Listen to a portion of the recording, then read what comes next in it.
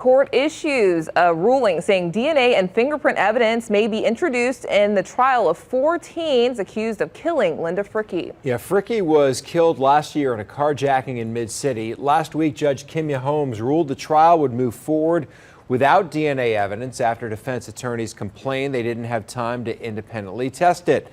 The Fourth Circuit found the Orleans DA's office disclosed all evidence in its possession in a timely manner. The DA's office says it will not oppose a defense motion to a possible delay. For now, the trial is set to begin April 3rd.